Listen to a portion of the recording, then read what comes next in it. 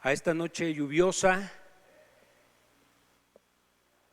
El día de hoy es el tercer día que estamos avanzando con este tema del poder de la palabra. Hoy vamos a ver la segunda parte. La primera semana fue una introducción y hoy vamos a ver la segunda parte de este mensaje que los pastores decidimos traer en estudio esta noche. El tema es el poder de la palabra. Y yo quiero que ustedes me digan cuál es el objetivo de este tema. ¿Cuál creen ustedes que es el objetivo de este tema? Levanten su manita, ayúdenme allá con los micrófonos. ¿Quién dice yo? A ver, Liz. Yo pienso que el objetivo puede ser que conozcamos más de la palabra de Dios y que aumente nuestra fe en cuanto a creer lo que dice su palabra. ¿Ok? Gracias. ¿Quién más? Gracias. ¿Alguien más? ¿No? ¿Qué se imaginan ustedes cuando abordamos este tema? Porque entendemos que la palabra de Dios es poderosa, ¿sí? Y también con la historia, algo que hemos analizado, es que para poder tener nosotros la Biblia en nuestras manos, en nuestra casa, y poderla enseñar como lo estamos haciendo el día de hoy, no ha sido un camino fácil. Ha costado mucho, ¿sí? A través de los siglos, esto ha traído muertes. La vida de los apóstoles fue la primera que se derramó. Y entonces, ¿por qué la importancia? Y con el pasar del tiempo, nosotros consideramos que es importante este tema porque parece que la iglesia ha dejado de darle el valor y la importancia que en algún otro momento tenía. ¿Sí? Entonces, por eso me interesa saber por qué para ustedes es relevante que hablemos del poder de la palabra. ¿Quién quiere participar? Fer, gracias. Pues si conocemos su importancia, el valor que tiene actualmente y el poder que tiene, nos anima a leerla y a conocerla. O sea, quizá a muchas personas se nos dificulta aprendernos los versículos, número, o sea, lo que dice literalmente y el número, pero leerla, conocerla y conocer las promesas de Dios por medio de la palabra, pues es relevante y es muy importante saber por qué y cómo se han mantenido a lo largo del tiempo. Muchas gracias. Muy bien. Cuando nosotros analizamos este tema, necesitamos entender por qué es importante la palabra de Dios. Es lo primero que necesitamos saber, por qué es importante. Y también necesitamos entender lo que puede hacer esa palabra de Dios en nuestras vidas, ¿sí? Eso es la segunda parte, el segundo objetivo, entender lo que puede hacer esa palabra poderosa en nuestras vidas, porque puede hacer cosas grandes en nosotros. Entonces, ya vimos que la palabra de Dios fue revelada a los hombres. ¿Cómo fue revelada esa palabra? Por medio del Espíritu Santo. ¿A quién se la dio el Señor esa palabra? A los hombres. ¿A cuántos hombres? Por ahí decía el pastor Johnny. ¿Cuántos? Como a 40 hombres, más o menos, ¿no? Que recibieron de parte de Dios la revelación. ¿Y por qué mucha gente dice, bueno, para empezar, yo no creo en la palabra? No creo que sea palabra de Dios. Y bueno, pues era necesario que esa palabra de Dios, que seguramente estaba en un lenguaje de Dios, en un idioma celestial, fuera revelado a los hombres en un lenguaje para los hombres, para que la pudiéramos entender, ¿sí? Hubo un tiempo que la iglesia popular, todo su sermón, toda su homilía, la daba el sacerdote, el cura, de espaldas a la congregación, y el idioma en el que se hablaba era un idioma desconocido para el pueblo. El pueblo no lo entendía, ¿sí? Y no tenían acceso a la palabra. Eso fue en una parte de la historia. Entonces, era necesario que el Señor la revelara en un idioma terrenal. ¿Cuáles fueron esos idiomas? Estamos en el resumen, esto ya lo vimos. Griego, a ver si pequeñita Daniela, perdón. Griego, hebreo y arameo. Muy bien, griego, hebreo y arameo. Fueron los 3 idiomas que en ese entonces eran los idiomas que abarcaban y que conocía toda la población. Y la reveló en 3 continentes. ¿Cuáles continentes fueron?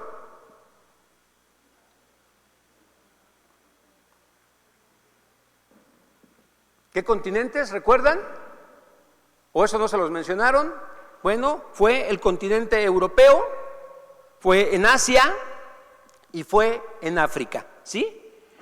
Entonces, todo este libro cuenta una historia de inicio a fin, y esa es una historia única que la podemos ver en todos los libros, en los 66 libros que conforman la Biblia, y este libro nos habla del amor que el Señor nos tiene, del amor de Dios hacia el hombre, hablando en hombre como género. Bueno, pero tiene un detalle. Hay un detalle allí. ¿A quién le pasó que antes de venir a Cristo tenía una Biblia en su casa y la leía, pero no entendía nada? A mí me pasó. Yo antes de convertirme al Señor tenía una Biblia en mi casa, mi mamá me hacía leerla y no la entendía, no la entendía. Fue hasta que conocí a Cristo que el Señor me quitó la venda que tenía en mis ojos y empecé a entender, a comprender la palabra de Dios. Y esto es porque en 1 de Corintios, en el capítulo 2, me habla de que hay 2 tipos de hombres, ¿sí? El hombre natural y el hombre espiritual. Y dice ahí que el hombre natural no puede entender las cosas que son de Dios, porque es solamente su carne, y no puede comprender lo que es de Dios, porque lo que es de Dios se debe discernir solamente espiritualmente. Es la única manera que nosotros vamos a poder comprender el mensaje de la Biblia, por medio del Espíritu. Y el hombre espiritual es aquel que juzga todas las cosas, pero él no es juzgado por nadie.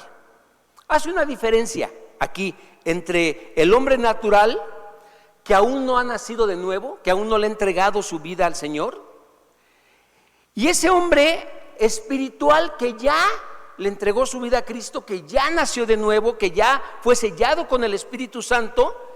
Y entonces, para el hombre natural las cosas de Dios son locura, no las puede comprender y no las entiende, porque ¿cómo se deben discernir? Espiritualmente. Esa es la manera como se pueden discernir. Pero el hombre que ha nacido de nuevo y que es espiritual, dice ahí que juzga todas las cosas. Y no quiere decir que como cristiano tengo que ir juzgando a todos mis hermanos. La palabra juzgar aquí tiene que ver con discernir, ¿de acuerdo?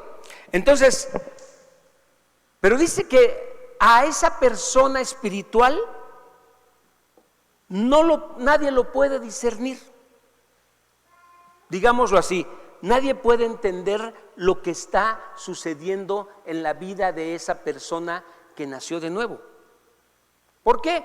porque es el Espíritu Santo el que está transformando la vida de esa persona. Entonces, una persona que se rinde a Cristo, que vuelve a nacer, que recibe al Espíritu Santo, esa persona está siendo transformada por la palabra de Dios, está siendo transformada por el mismo Espíritu de Dios, y entonces la gente que está a su alrededor no comprende lo que está sucediendo en esa persona. Lo conocía de una manera, hablaba de una manera, pensaba de una manera, y ahora ¿qué le está pasando? ¿Por qué actúa así? ¿Por qué piensa así? ¿Por qué ahora habla así? Es por la obra que está haciendo el Espíritu de Dios en su vida. Entonces, con esto como introducción, yo quiero que juntos oremos esta noche, ¿sí? Señor, gracias por tu palabra, Señor. Gracias por esa libertad que nos das todavía de poder estudiarla, de poder escudriñar y de poder buscar el mensaje que tú tienes para nosotros. Danos un buen tiempo esta noche, Señor. Queremos, a través de tu palabra, conocerte más. Queremos crecer en el conocimiento de tu voluntad. Revélanos esta noche tu palabra, porque dice tu misma palabra que es viva y es eficaz y es útil para enseñar. Y yo te pido, Señor, que esta noche seas tú el que nos enseñe, seas tú el que nos hable y seas tú el que traiga un nuevo caminar para nosotros, en el nombre de Jesús. Amén. Acompáñenme, por favor, a la segunda carta de Timoteo. Segunda carta de Timoteo, capítulo 2. Vamos a leer los primeros 2 versículos. Dice: te encarezco delante de Dios y del Señor Jesucristo, que juzgará a los vivos y a los muertos. Está hablando Pablo a Timoteo. Y dice: a los vivos y a los muertos, en su manifestación y en su reino, que prediques la palabra, que instes. Instes es que repitas, que insistas en ella, que lo hagas a tiempo y fuera de tiempo. Redarguye, reprende, exhorta con toda paciencia y doctrina. Vamos a ver en qué contexto Pablo le escribió esto a Timoteo, ¿sí? Cuando Pablo escribe esta carta a Timoteo, Pablo es pastor de una iglesia, es pastor de la iglesia de Éfeso. Y Pablo le dice a Timoteo, le da unas instrucciones para que sepa cómo conducirse, porque va a ser Timoteo el que va a tomar ahora a la iglesia de Éfeso. Va a ser él el que va a estar, el que va a ser levantado en esa iglesia para pastorear esa iglesia. Y entonces le está dando instrucciones para que sepa cómo conducirse. De hecho, Pablo está listo para despedirse. Él le dice: ya he acabado la carrera, he peleado la buena batalla. Le está diciendo: ya estoy listo para partir. Y al poco tiempo después, Pablo iba a perder la vida. Entonces, es así como estamos analizando este contexto frente a un hombre que le está dando instrucciones a su discípulo porque ya va a morir, ¿sí? Pero este hombre, Pablo, sabe que mientras él estuvo con este encargo del Señor, él hizo la voluntad de Dios. Y en ese contexto es que le está escribiendo Pablo a Timoteo. Ahora miren, hay 2 cartas, es la carta a Timoteo y la carta a Tito, y estas cartas se conocen como las cartas pastorales, porque estas cartas son un llamado para los pastores. ¿A qué? ¿A qué están invitando estas cartas? Bueno, ahí en el verso 2 dice: a que prediques la palabra.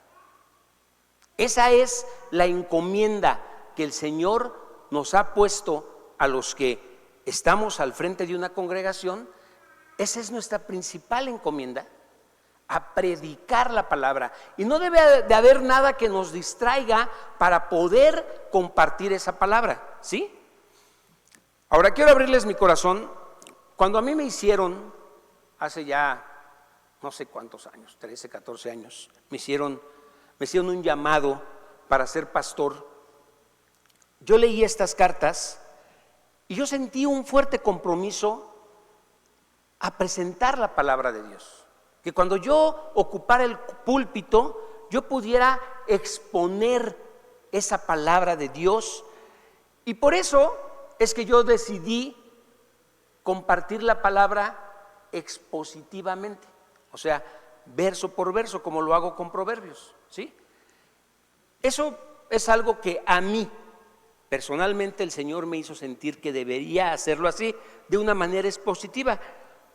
Y personalmente yo abracé este texto y lo sentí como un mandato de Dios, que me dijo: predica la palabra, y cuando la prediques, no hables de otras cosas, expon lo importante, lo que vale la pena, lo que es necesario, ¿sí? Y entonces, con esto no estoy diciendo que sea la manera correcta o la única manera de hacerlo, ¿sí? Pero en lo personal, yo sentí de parte de Dios a hacerlo así, de esta manera. Es muy respetable, ¿sí?, como cada pastor lo quiera hacer, pero independientemente del estilo, independientemente de la personalidad y del carácter de cada quien, lo que nos dice Pablo, o le dice Pablo a Timoteo y nos lo dice a los pastores, en 2 de Timoteo 4:2 nos manda a que prediquemos la palabra. Yo me sorprendo cuando a veces veo a algunos predicadores y no la abren la palabra. Pueden hablar de muchas cosas, pero no exponen la palabra, no la presentan. Pueden dar experiencias, pueden dar muchas cosas, puede ser algo muy bonito, muy ameno, pero la palabra permanece cerrada. Y lo que hacemos los predicadores, ¿qué creen que es? ¿Por qué se nos dice predicadores? Porque predicamos la palabra. Ese es nuestro llamado, ese es nuestro mandato. Que prediques la palabra, que instes a tiempo y fuera de tiempo. O sea, que lo hagas simplemente en todo tiempo, en todo momento, cuando estés en el púlpito y cuando no estemos en él. El Señor nos dice: redarguye, reprende, exhorta con paciencia, con doctrina, ¿sí? Entonces, nuestro mandato, hermanos, no viene de la sociedad. ¿De quién viene? ¿De quién viene ese mandato para predicar la palabra? Es un mandato que viene de Dios. Y lo que Pablo le dice a Timoteo es este mandato. Y es Pablo, fíjense, Pablo tuvo una conversión. Y Pablo ha sido un hombre que ha estado predicando la palabra en muchos lugares, que ha estado levantando iglesias, en donde Timoteo lo ha estado acompañando, ha estado con él, ha visto toda la obra que ha levantado, ¿sí?, todas las nuevas iglesias que levantó, y también es un hombre que está a punto de morir. Y luego en Tito 2:15 se nos dice que hablemos, que exhortemos. Y esa pudiera ser la parte positiva, pero también dice reprende. Y no a todos les es fácil poder considerar esto, y de muchas iglesias inclusive ya se han quitado ciertas palabras que incomodan, ¿no? Ya hay palabras como la palabra pecado, ya no se menciona en algunas iglesias porque no quieren incomodar a la grey, no quieren incomodar a la iglesia. Y entonces cuando se habla de pecado se usa otra cosa. ¿Cuál es, Liz? Están en un proceso. No estás en pecado, estás en proceso. hay un proceso. Y entonces es una forma de querer tener contento a la gente, ¿sí? Y esta es la parte que no es tan agradable, pero él insiste, hazlo con toda autoridad y que nadie te menosprecie. Sobre todo porque Tito era joven. Entonces le decía que no por ser joven te menosprecien. Que nadie piense cómo evadir lo que estás diciendo de la palabra de Dios. Y eso es lo que enfatiza la palabra de Dios. Y también tenemos que enseñarla, tenemos que venir a ustedes con gracia, con amor, con consuelo, con aliento, para animarlos, para ayudarles, para instruirles. Esa es la manera como todo hombre de Dios debe presentar este mandato que el Señor nos dio como responsabilidad. Ahora, ¿a qué se refiere con predica la palabra? Y la respuesta la obtenemos en los dos versículos anteriores, o sea, en el capítulo anterior, 2 de Timoteo, capítulo 3, versos 16 y 17, dice: toda la escritura es inspirada por Dios, toda. O sea, nosotros podemos tomar los libros de la Biblia y podemos exponerlos. ¿Ustedes han escuchado una prédica que tenga que ver con el libro de Números? Casi no, ¿verdad? A lo mejor una porción, pero todo el libro de Números exponerlo, o sea, a lo mejor dicen, híjole, qué aburrido, ¿no? O estar analizando genealogías y todo eso, casi no sé, pero aquí dice, toda la escritura es inspirada por Dios y toda es útil para enseñar, para redarguir, para corregir, para instruir en justicia, a fin de que el hombre de Dios sea perfecto. Aquí está el objetivo. Ese es el propósito de exponer la palabra para que el hombre de Dios sea perfecto, enteramente preparado para toda buena obra.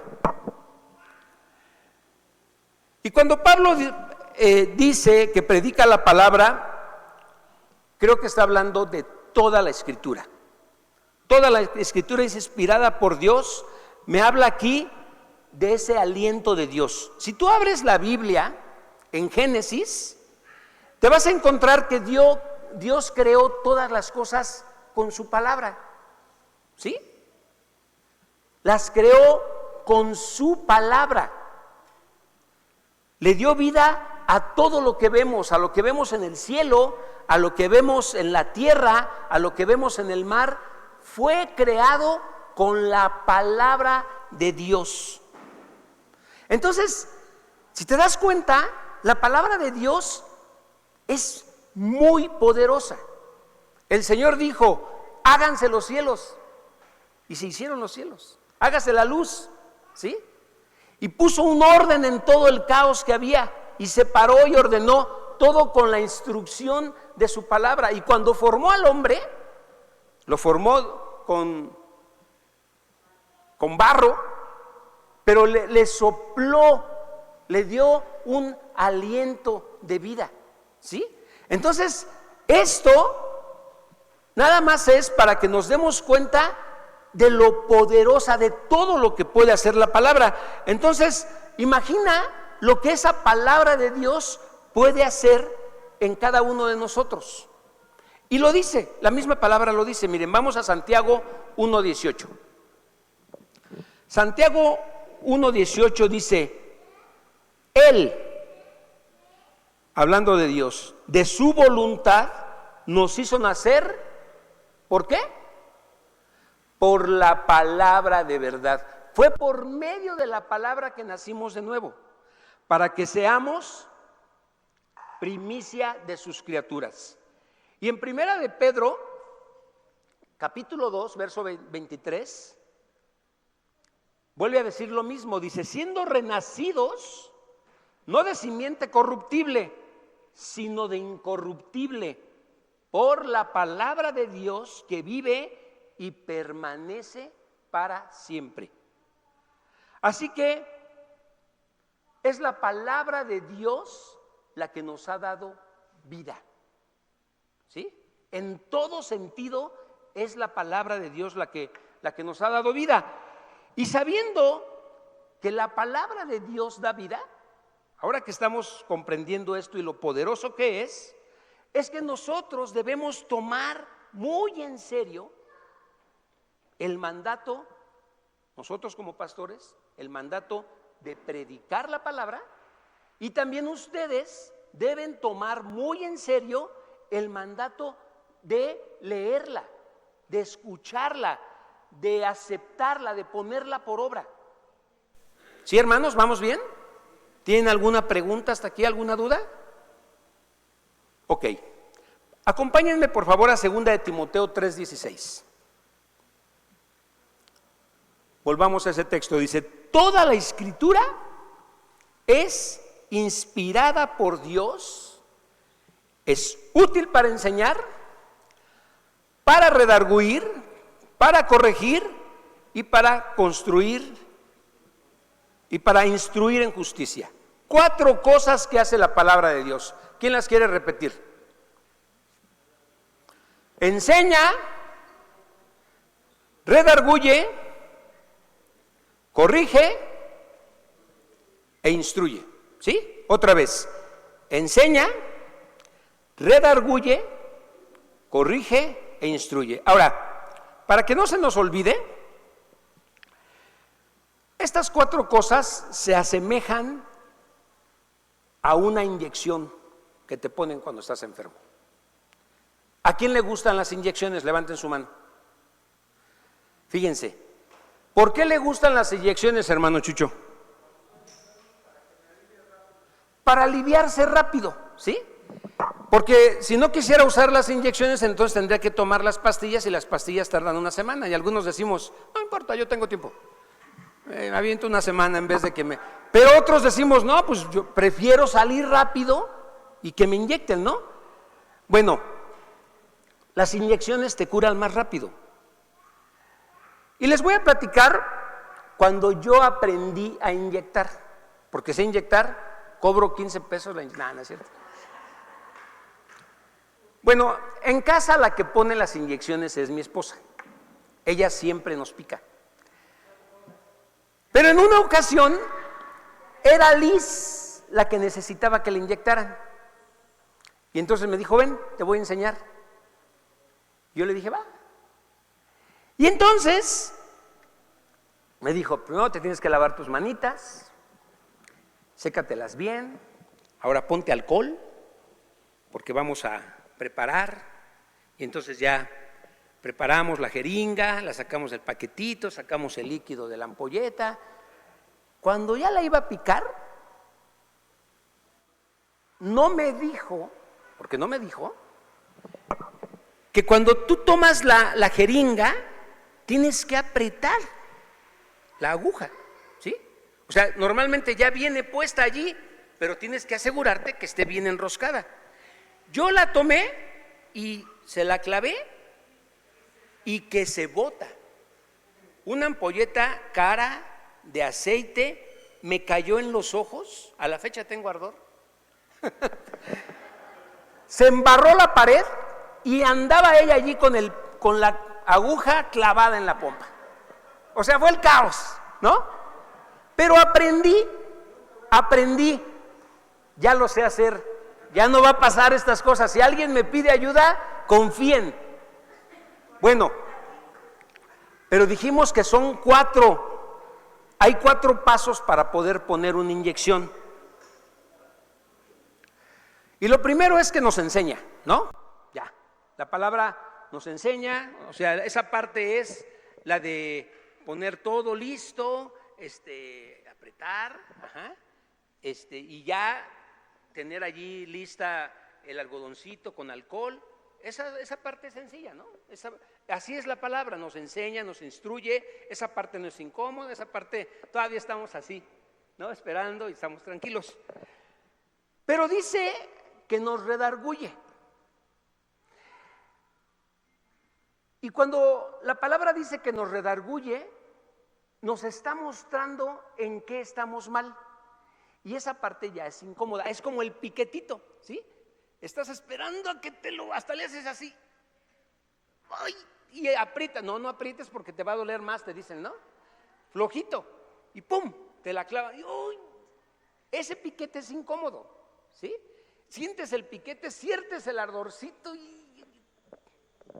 Bueno, así es cuando la palabra nos redarguye, nos incomoda, ¿sí?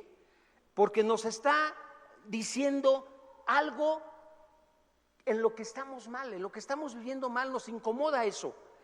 Y entonces dice después que nos corrige. Y es comparado como cuando entra ya el líquido, ¿no? Y si es de ese espeso aceitoso, ¿cómo duele? Bastante, ¿no? ¿La qué? La Tribe 12. Me la he estado despachando con la Tribe 12 últimamente. Ha estado bien sedita mi esposa. Pero, ¿cómo duele? Y así es la palabra. Dice el Señor que es como una espada que penetra, ¿no? Que fluye hasta lo profundo, llega hasta el tuétano de los huesos. Bueno, es algo parecido. Y al final, esa palabra nos instruye. Es como la sobadita, así de que ya, órale, ya está todo bien. ¿De acuerdo? Entonces es para que no se nos olvide. Nos enseña, nos redarguye, nos corrige y nos instruye. Pero tiene una finalidad y lo vemos ahí en el versículo 17 de 2 de Timoteo 3, a fin de que el hombre de Dios sea perfecto, enteramente preparado para toda buena obra. La palabra de Dios puede prepararte para toda buena obra. ¿Te gustaría? Para toda buena obra, para que sepas responder en el momento preciso bien, ¿sí?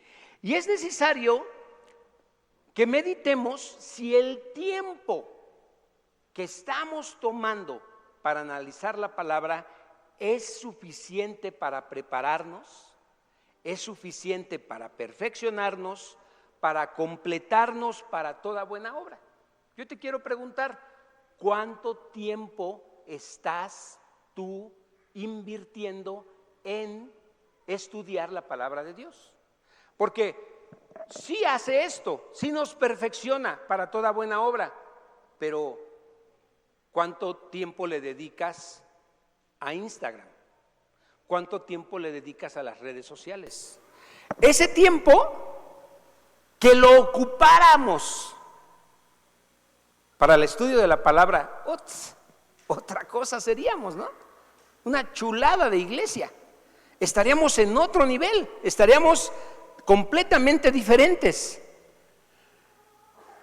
Y nosotros creemos, hermanos, que este tiempo en el que nos reunimos como iglesia para estudiar, para analizar la palabra de Dios, es un tiempo que debemos aprovechar. Es un tiempo importante para que podamos estar preparados para toda buena obra. Porque miren, al final, nuestra vida no la llevamos aquí. ¿En dónde llevamos nuestra vida? En la escuela, en el trabajo, en la calle, con la familia, ¿sí? Allí es en donde realmente vivimos con los vecinos. Y si nos ponemos a pensar, pues a veces pasamos más tiempo en otras cosas que no son tan relevantes, que no son tan importantes, que en lo que sí nos conviene hacer, que es estudiar la palabra de Dios. Y por eso venimos aquí. Venimos aquí para que Dios nos prepare, para que Dios nos enseñe, para que Dios nos redarguya, para que nos corrija y para que nos instruya, ¿sí? Pero si hacemos cuentas, Lo que tú recibes en la semana, si nada más vienes los miércoles, pues es 1 hora a la semana. Si vienes el miércoles y el domingo, bueno, pues ya son como 1:30, porque ahora ya los cultos los hacemos el tiempo para exponer la palabra de 45 minutos, ¿sí? Entonces, de lo que se trata es de que cuando nosotros salgamos a vivir nuestra vida allá afuera, a donde es fácil, no es fácil, digo, si la viviéramos aquí, pues qué lindo, ¿no? Ay, hermanita, qué linda eres, y todo así bien bonito, pero cuando salimos, allí es donde se presentan las complicaciones, allá afuera, y se trata de que nosotros allá afuera podamos andar en buenas obras y que podamos vivir en ellas, ¿sí? Y que las personas que están allá afuera, las personas que nos ven, puedan ver esas buenas obras tuyas, ese buen comportamiento, esas buenas acciones, esa buena manera de hablar, esa manera educada, esa manera de servir, esa manera correcta de trabajar, y que de eso ellos puedan glorificar a Dios, que ellos puedan glorificar al Padre, y que puedan inclusive tener el deseo y el celo de poder ser una persona como tú, una persona responsable, una persona de la que no hay queja, una persona de la que siempre se habla bien. Acompáñame ahora a Nehemías. Vamos a Nehemías capítulo 8, verso 8. Y vamos a encontrar aquí en Nehemías un modelo de enseñanza. Y otra vez vamos a ver cuál es el contexto en el que se presenta esta cita. El pueblo de Dios, el pueblo de Israel, había estado 70 años en Babilonia. Habían sido deportados como consecuencia de desobedecer a Dios, de apartarse de Dios. Y ahora Dios les había prometido que los iba a traer de regreso, y este es el momento, ¿sí? Los trae de regreso y los lleva a Jerusalén, y le pide a Esdras, el escriba, que traiga el libro de la ley. Y entonces está todo el pueblo reunido, ¿sí? Y están todos atentos a lo que le van a decir. Y fíjense lo que dice Nehemías 8:8. Y leían en el libro de la ley de Dios claramente. ¿En dónde? En el libro de la ley de Dios claramente, y ponían el sentido de modo que entendiesen la lectura. Esto es una enseñanza para nosotros, ¿sí? Porque aquí nos está hablando de que estaban completamente atentos, estaban con interés, estaban allí todos reunidos esperando el momento que iban a abrir el libro para leerlo y que todos lo pudieran entender. Entonces, esto es un modelo de cómo enseñar la palabra: leer claramente la palabra, poner el sentido con un objetivo, de modo que cada uno pueda entender. Me gusta que hay niños aquí y que están entendiendo, que están atentos y que están participando. Esto es exponer la palabra con el objetivo de quienes la escuchan la puedan comprender.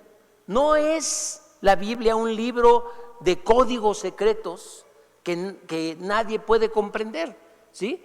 Es algo primordial, es algo necesario.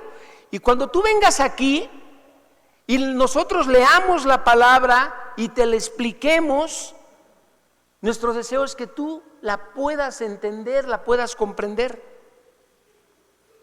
Pero miren, muchas veces se queda en lo emocional, muchas veces se queda en el momento de regocijo, y sales y dices: ¡ay, estuvo padrísimo! Y le platicas a la gente: híjole, deberías de ver qué bonito estuvo hoy. ¿Por qué no fuiste? Yo te invité y estuvo bien bonito. Y te preguntan: ¿y de qué habló? Híjole, estuvo re bonito. ¿Pero de qué habló? Y no saben decir de qué se habló, ¿no? Así como que, pues no sé, pero yo sentí re bonito. La idea es que podamos entender de qué se habló, cuál fue el tema, ¿Cuál fue el propósito? ¿Cuál fue el objetivo? ¿Para qué lo estamos recibiendo? ¿Por qué es importante para nosotros? Esa es la importancia, que nosotros al reunirnos estemos atentos, estemos abiertos, estemos dispuestos a oír la palabra. Y hoy hacían una oración y decían que no seamos solo oidores de tu palabra, sino hacedores de tu palabra, ¿sí?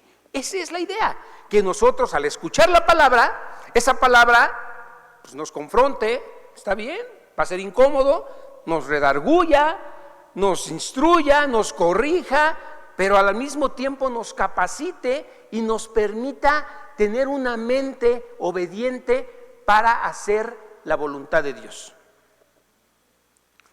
¿Cuál fue el primer mandamiento que nos dio el Señor en su palabra? ¿Quién me lo quiere decir? A ver, ya lo están repitiendo, fuerte, sin miedo. Amarás a Dios con todo tu corazón, con toda tu alma y con toda ¿qué? Y con toda tu mente. O sea, Dios quiere que utilices tu mente, Sandy. Para amarlo, el Señor quiere que tú entiendas lo que estás haciendo aquí. El Señor no quiere borreguitos, que lo que les dicen todos lo hacen así, a ciegas. No, nosotros debemos entender, debemos saber qué es lo que nos están enseñando, cómo nos lo están enseñando, por qué es importante, ¿sí? Y que podamos entender lo que en nuestra mente lo que está sucediendo, que podamos interpretar lo que está pasando en nuestros tiempos, que podamos por medio de la palabra saber que esto ya estaba escrito, ya estaba anunciado y que ahora se está haciendo un cumplimiento de lo que el Señor nos dijo que iba a suceder por medio de la palabra. Pero lo entiendo, necesitamos entenderlo. Yo estuve en un lugar por muchos años y no entendía, ¿sí? Era meramente una religión en donde yo quería cumplir y en donde yo quería esforzarme para poder tener la certeza de algo, pero cada vez que yo leía la palabra, yo sentía que cada vez era peor y estaba más alejado de Dios y se cumplía la ley, que era condenarme, ¿sí? Entonces nosotros necesitamos razonar, entender lo que se está explicando y que tomemos decisiones correctas de acuerdo a lo que la palabra de Dios nos está diciendo que hagamos. ¿Preguntas? ¿Comentarios?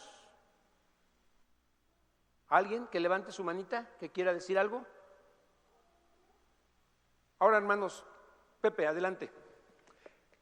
¿Qué disciplinas podríamos tener para comenzar a leer más las Escrituras? Porque sí requiere de disciplina, Muy pero bien. tal vez puede faltar como esta guianza de cómo empezarlo a hacer o a lo mejor cómo lo hace usted puede ser algo de ayuda para nosotros. Ok, mira, ¿alguien de aquí ha recibido una carta? ¿Alguna vez? Ya no se usan, pero una carta, levanten su mano los que han recibido una carta. Cuando ustedes recibieron esa carta, ¿qué hicieron con esa carta? ¿Leyeron un cachito y la guardaron? ¿Leyeron el final? ¿Leyeron una porción nada más y la guardaron? ¿Eso les aseguró entender el mensaje que les dieron? ¿Verdad que no? ¿Qué se necesitó? Leerla toda. Porque al leer toda vas a comprender todo el mensaje. Como hijos de Dios necesitamos leerla toda, ¿sí? Y necesitamos apartar un tiempo exclusivo para eso. Y miren, a veces se comete el error, porque yo lo he cometido, de leerla por leerla. O sea, por leerla en un año. ¿Sí? O sea, escuchamos que hay planes de lectura para leerlas en un año y lo lees rápido y no comprendes. Yo ya no agarro esos, yo en lo personal ya no agarro esos planes de lectura. Yo les recomiendo que empiecen, no importa, no empiecen, por favor no digan, ahora en enero voy a empezar. Empiecen desde ahorita. Ahorita que estás escuchando que es importante, que vale la pena, que tiene poder, que vas a recibir instrucción, que te va a ayudar para vivir mejor, pues empieza ahorita, ¿sí? Y yo te recomiendo que lo hagas de tapa a tapa. Y si no quieres hacerlo de tapa a tapa, empieza con el Nuevo Testamento. O empieza con el Antiguo Testamento, con lo que quieras, pero empieza, ¿sí? Y no te recomiendo tal vez que agarres libros así salteados, porque luego no vas a saber en dónde te quedaste. Son 66. Miren, si la quieren leer toda en un año, lean 3 capítulos diarios. Hagan la cuenta. Es más, pregúntenle a Google, ¿cuántos capítulos tiene la Biblia? Esos capítulos divídanlos entre 365 días y va a ser 3.3, ¿sí? Lean 3 capítulos diarios, 3 diarios, y con eso van a asegurar leerla. Pero miren, si no la pueden leer en un año, no importa. No importa que leas un libro en un año, pero que leyéndolo estés entendiendo, lo estés comprendiendo, el Señor te esté hablando, sepas que es algo para ti, que lo abraces y que lo hagas, ¿sí? En la medida que tú lo practiques, lo vayas haciendo, cada vez vas a ir leyendo más rápido, cada vez le vas a ir encontrando más sabor. Mira, te voy a contar, ya en algún momento se los dije, perdónenme por repetir la historia, es para los que no la han escuchado. Cuando yo era pequeño, no sé, tenía tal vez 8 años, mi mamá se ponía a lavar, ella lavaba en el lavadero, y yo estaba ahí en el patio y me hablaba, Beto, ven, agarra la Biblia y léemela en voz alta. Y yo, cómo me chocaba que mi mamá me dijera eso, ¿no? Y yo, pero mamá, estoy jugando. Sí, pero yo quiero que me leas la Biblia. Ya están mis hermanas, léeme la Biblia. Ya estaba hablando en serio mi mamá. Y entonces me ponía a leer la Biblia. Y al principio era pesado, era monótono, como les decía, no la entendía. Pero llegó un punto en donde ya me interesó. Me gustó. Quería saber qué venía. Empecé a comprender las historias y empezaron a interesarme. Y entonces ya llegaba yo y le decía, mamá, ¿te leo la Biblia? Ándale, léemela. Y se la leía. Así va a suceder. Si nosotros comenzamos, si tú tienes hijos, pídeles que la lean, pídeles que la escriban. Mis hijas escribieron varios libros de la Biblia, ¿sí? ¿Por qué ayuda? Porque ese ejercicio de leerla y de escribirla se va quedando,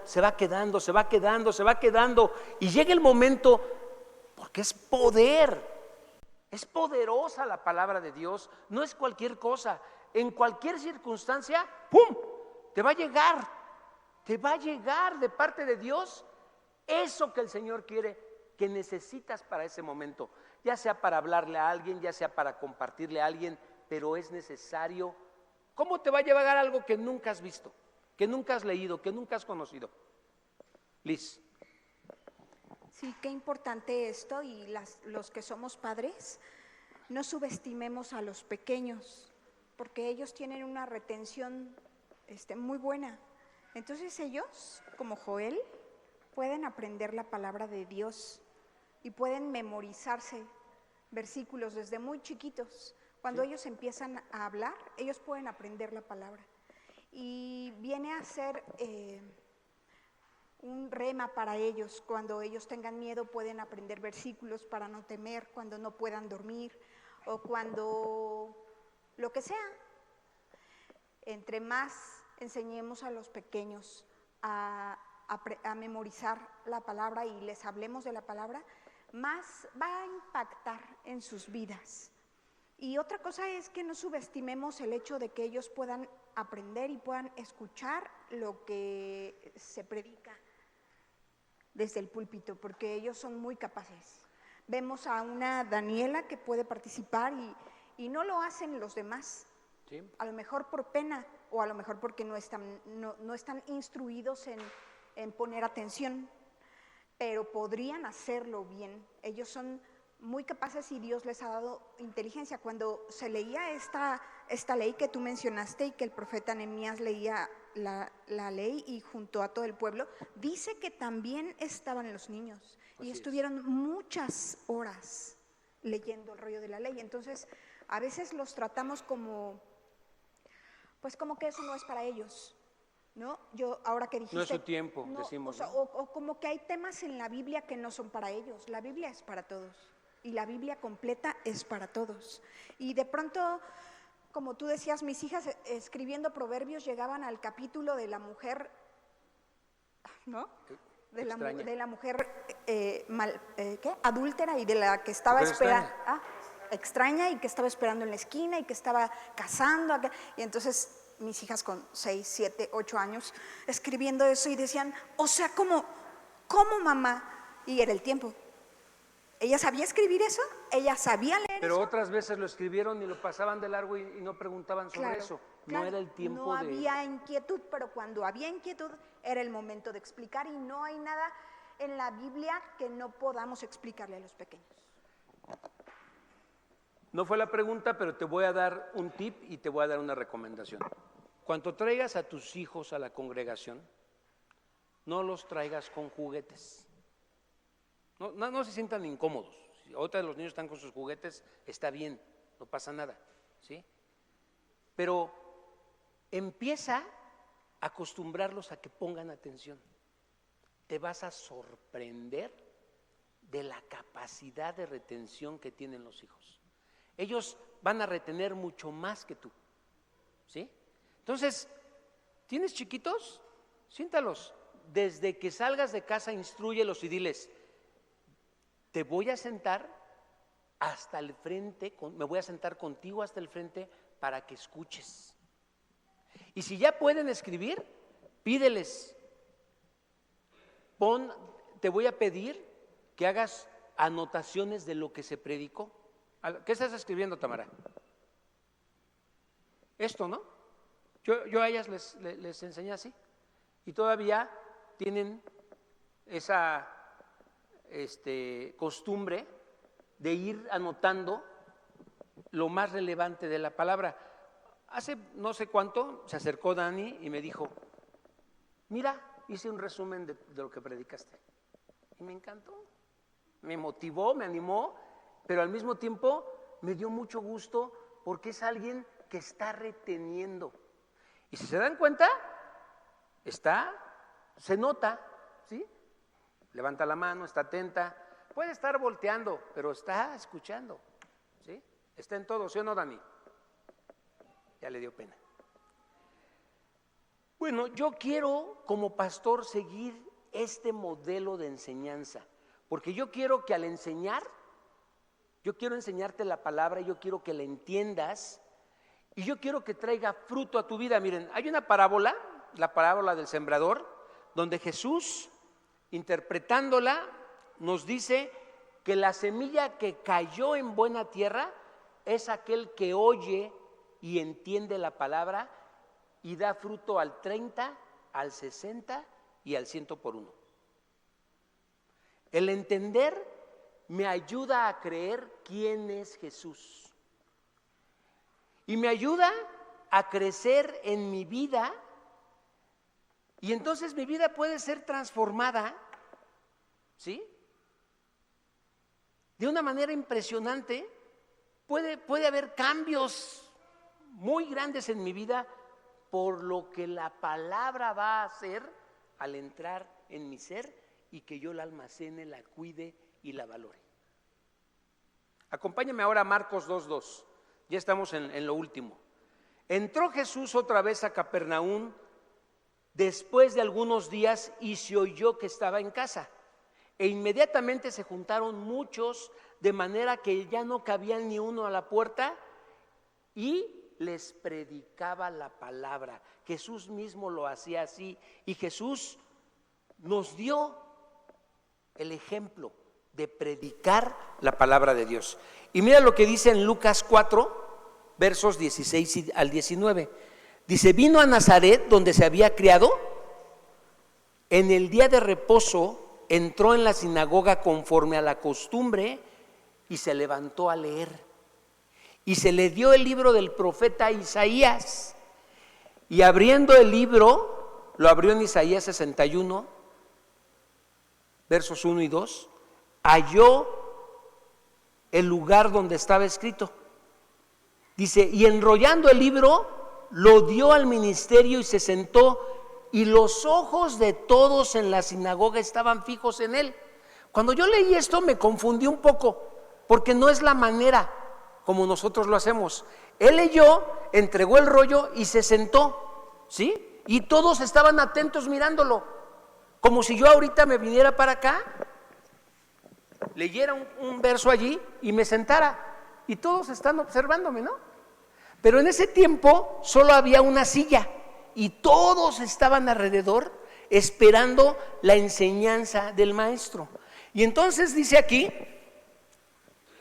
que estaban fijos en él y comenzó a decirles, hoy se ha cumplido esta escritura delante de vosotros. Y todos daban buen testimonio de él y estaban maravillados de las palabras de gracia que salían de su boca y decían, ¿no es esto? ¿No es este el hijo de José? Y esta era la manera de enseñar en las sinagogas, ¿sí? Se leía el texto, en medio de todos se sentaban y entonces era muy parecido a lo que vimos en Nehemías 8, ¿no? Todos estaban atentos a lo que se estaba enseñando.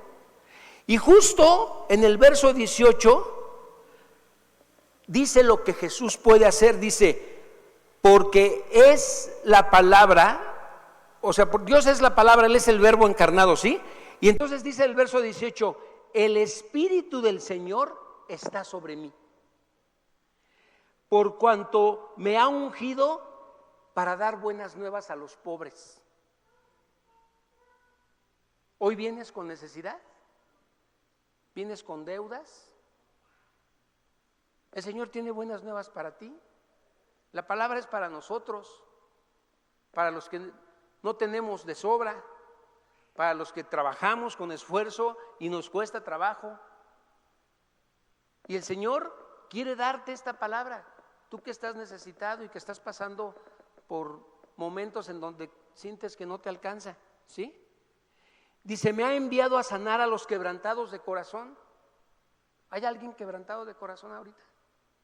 A lo mejor tiene una preocupación, está preocupado por su matrimonio, está preocupado por la noticia que les dieron, por alguna situación, por algún problema que se presentó en tu trabajo, en tu colonia, con tu vecino X, y eso te tiene apachurrado, te tiene quebrantado. Bueno, dice, me ha enviado a sanar a los quebrantados de corazón. La palabra tiene el poder de sanarte, de aliviarte, ¿sí? A pregonar libertad a los cautivos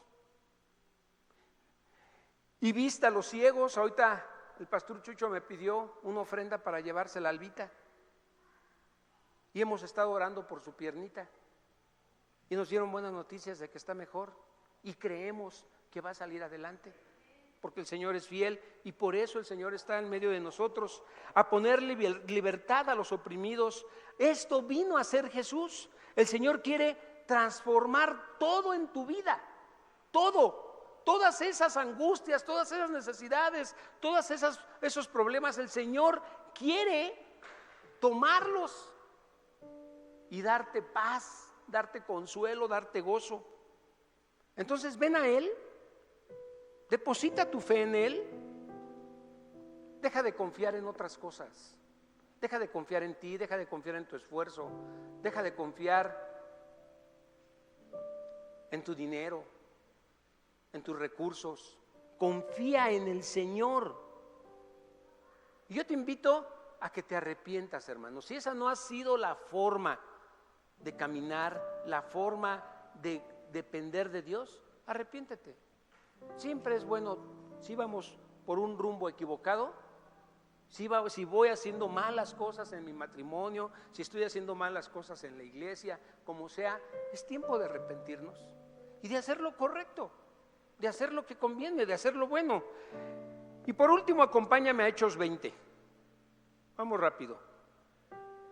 No lo busquen. Dice, enviando pues 20, 17 al 21 dice: enviado pues desde Mileto a Éfeso, hizo llamar a los ancianos de la iglesia cuando vinieron a él y les dijo: vosotros sabéis cómo me he comportado entre vosotros todo el tiempo, desde el primer día que entré en Asia, sirviendo al Señor con toda humildad y con muchas lágrimas y pruebas que me han venido por las acechanzas de los judíos, y como nada que fuese útil he rehuido de anunciaros y a enseñaros públicamente y por las casas, testificando a los judíos y a los gentiles acerca del arrepentimiento para con Dios y de la fe en nuestro Señor Jesucristo. Otra vez estamos viendo cómo Pablo nos está instruyendo, ¿sí?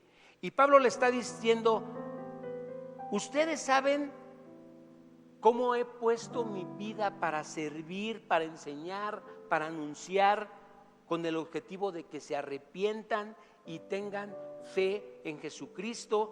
Y está despidiéndose de la iglesia, y de hecho terminan llorando. Pero checa lo que dice el verso 26. Dice: por tanto, yo os protesto en el día de hoy que estoy limpio de la sangre de todos, porque no he rehuido a anunciarles todo consejo de Dios. Ese es mi anhelo.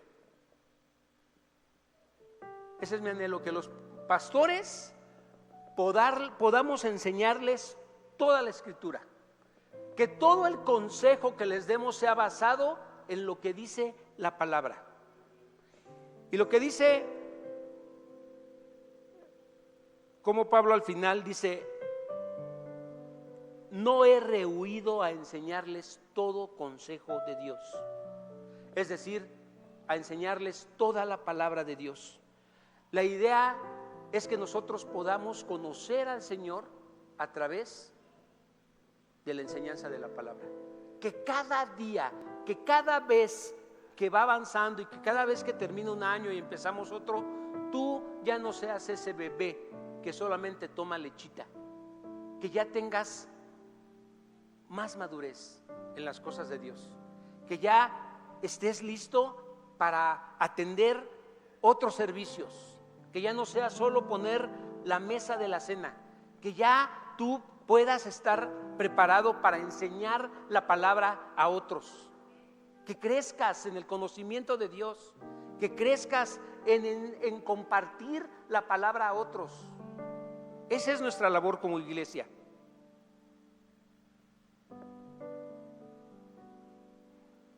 Yo quiero pedirles por último que nos ayuden orando por sus pastores, por nosotros. Oren por nosotros, hermanos. Necesitamos que la iglesia ore por nosotros, porque es necesario que nosotros hagamos la voluntad de Dios.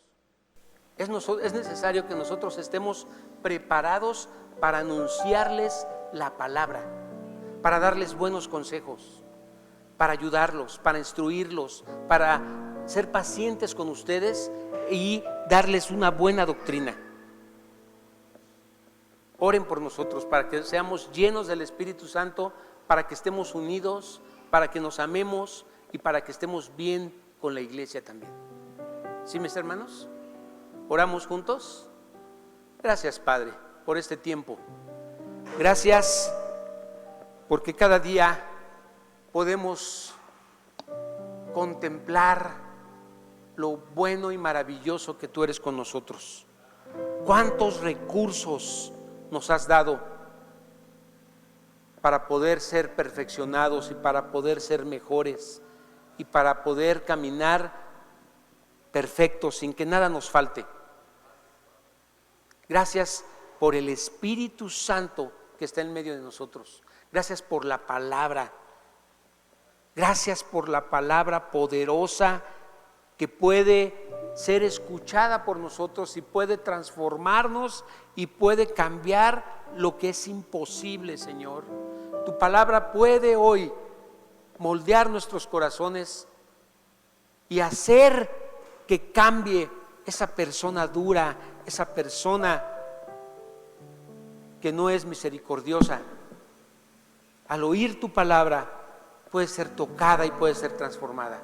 Hazlo, Señor, con cada uno. Con cada uno. Obra con poder y transfórmanos para gloria de tu nombre. En el nombre de Jesús. Amén.